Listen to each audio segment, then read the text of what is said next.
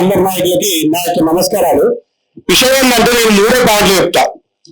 మన బీసీలు ఇంతవరకు ముఖ్యమంత్రి అయితే, మన బీసీ నాయకుడే ముఖ్యమంత్రి అయితే, మన బీసీ నాయకుడే ఎమ్మెల్యే అయితే, సర్పంచ్ అయితే, ఎంపీలు అయితే మన సామాజిక వర్గానికి న్యాయం జరుగుద్ది. ఎందుకంటే ఇవాళ 136 కులాలు ఉన్నాయి మన బీసీలో. ఇవాళ ఎన్ని రోజులు మన పల్లకిలు వేయాలి రెడ్డిలకి, ఈ పల్లకిలు మోసి జోకులు మోసి బంద్ చేయాలా? ఇవాళ 50 సంవత్సరాల నుంచి పోరాటం చేస్తున్న మా ఆర్ కృష్ణను చూసి మీ ఉస్మానియా యూనివర్సిటీలో ఎన్నో ఉద్యమాలు చేస్తున్నాం. ప్రధాన డిమాండ్ ఏంటంటే మన అందరం కూడా ఒక్క తాటి మీద కూర్చొని పోరాటం చేయాల్సిన అవసరం ఉన్నది.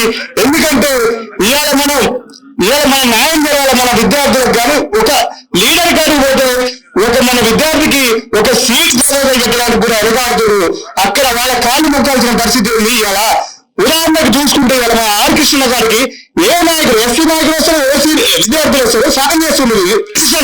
అట్లాంటి న్యాయం జరుగుతుంది మన ఎమ్మెల్యే అయితే మనది. ఎందుకంటే ఇలా బీటెక్ లో చూసుకున్నా కూడా, ఒక పీజీలో చూసుకున్నా, డిగ్రీ విద్యార్థి చూసుకున్నా లక్షల ఫీజు కట్టాల్సిన అవసరం ఉన్నది. ఇదంతా మార్పు చెందాలి అంటే మనందరం ఉండి ఫైట్ చేస్తేనే తప్ప న్యాయం జరగదు. ఇదంతా మనం తెచ్చుకోవాలి. ఎందుకు మనం వెనకబడుతున్నాం ఇన్ని రోజుల నుంచి? ఈ వెనకడిగే తప్ప మనమే లేదు, మనమే వెనక జనాలు. మనం యుద్ధం చేస్తే ఎక్కడో మూల కూర్చుంటే వాళ్ళు 5% లేని ఇలా రాజ్యాధికారం వెళ్తుంటే మన వెనకాల దీన్ని ఆలోచన చేసుకొని మన అందరం కూడా ఒక తాటి మీదకి వచ్చి ఉద్యమించాలి. త్వరలో కూడా మనం ఇది 9th షెడ్యూల్ లో పెట్టిన సాధ్యమవుతుంది. అందరూ పార్లమెంట్ లో కానీ మన నాయకులు మన పరిధిలో ఉన్న వాళ్ళందరూ కూడా మనం విజ్ఞప్తి చేసి మన అందరం ముందుకు కొనసాగాలని కోరుకుంటున్నాను.